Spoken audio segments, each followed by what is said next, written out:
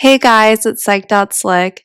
Today, I'm going to take you on a deeply personal journey, and that's my road to IVF. If you've followed my channel, you might be wondering, why would someone with fibromyalgia, choose to go through IVF?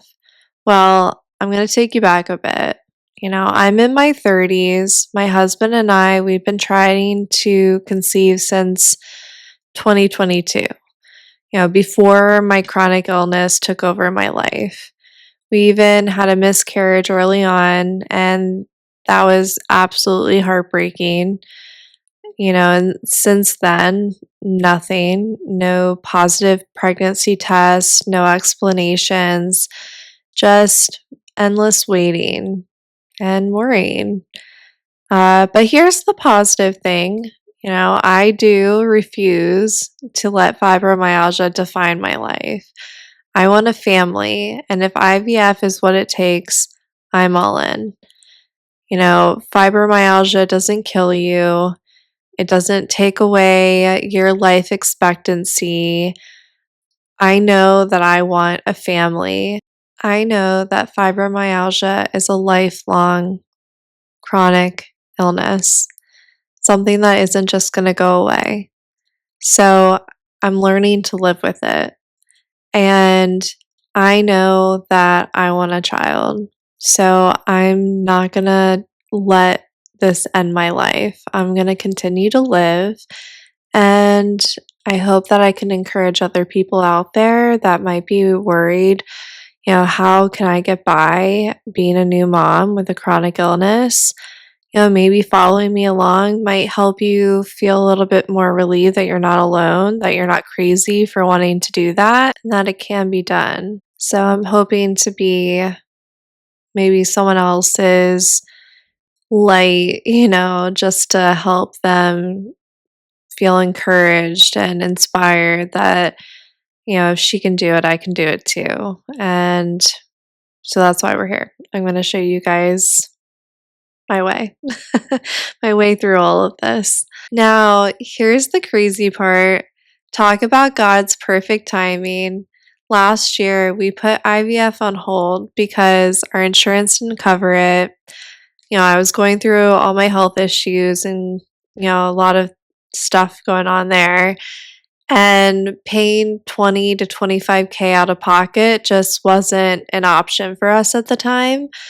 But guess what?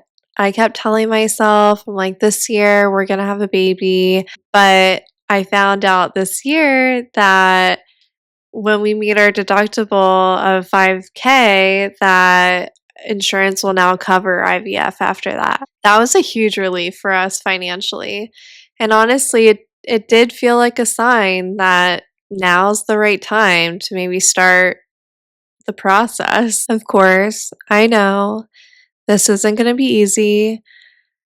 Chronic fatigue, pain, and everything else that comes with fibromyalgia means I'm going to need support. That on top of all the pregnancy symptoms. But luckily, I do have an amazing village behind me. I have my husband, my parents, my mother in law, and she's so excited. She's planning to move in to help if need be. And honestly, I'm all for it. I know in today's world, people are just so distant from their families, but I truly believe we're not meant to raise our children alone. I think that's why postpartum depression and anxiety is at an all-time high, because our culture just leans into this, you need to do everything by yourself, and that in-laws and your parents are annoying. And honestly, they've done it before, and the information online can be daunting.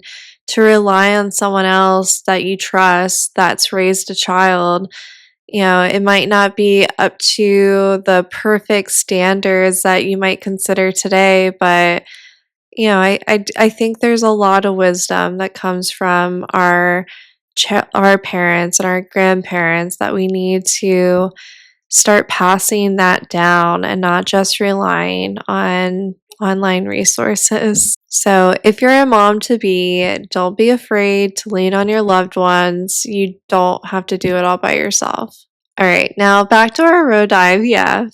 When we finally met with a fertility specialist, we thought I was the issue.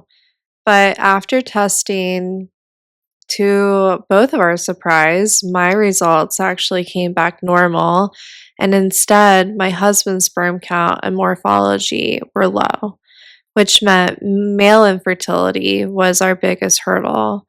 And it was tough for him at first, but we reminded each other this is our journey together. No blame, no guilt, just love, support, and teamwork. And I asked my husband if it was okay for me to share that just because, it's not my personal health information, it's his. And he said, of course, I don't care. But I did want to share that aspect of the male infertility because I think a lot of times women do blame themselves, and it's not only always just the female. Sometimes there is a male factor that's causing the infertility issues. And it's important to get both people checked out if this is your goal. Maybe not. Maybe your goal is adoption, and that's also great. So don't feel like I'm suggesting that either. After discussing our options, our doctor told us that IVF was the best route because that kind of goes around the male infertility issue. So, because of my test being more normal, our chances of success are pretty high. No one can give you 100%, but I am hopeful that with one cycle that hopefully we will be pregnant. I am praying for that. So if you can pray with me, that would be amazing. Now, for those of you that don't know, IUI is another option that we were hoping for. Uh, but obviously, with the male factor issue, then that plays a role because then the sperm probably aren't swimming, to the egg fast enough and being able to reach the egg. So they want to kind of cut all of that out.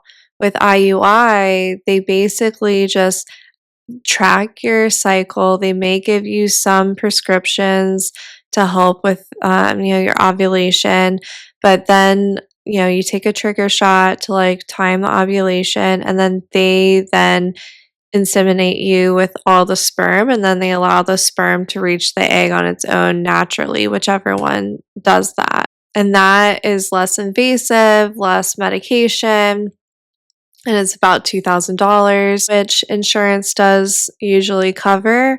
But with the male infertility factor, we had to do the IVF route.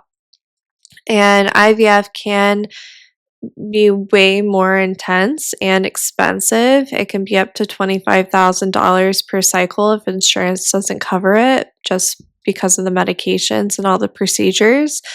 It takes a lot more science.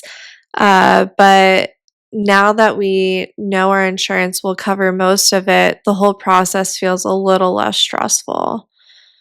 That's such a blessing. Thank you. Thank you, God. So we made a call, we set up our appointments, and we decided on a fresh transfer.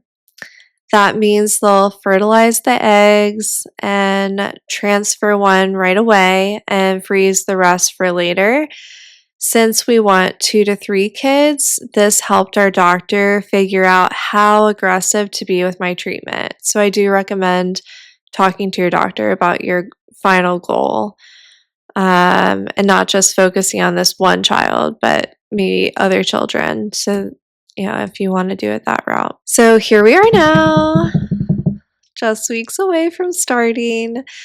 First, I am going to be taking birth control. I know it sounds counterintuitive, but my doctor explained I take that for about a week to synchronize the growth of my follicles.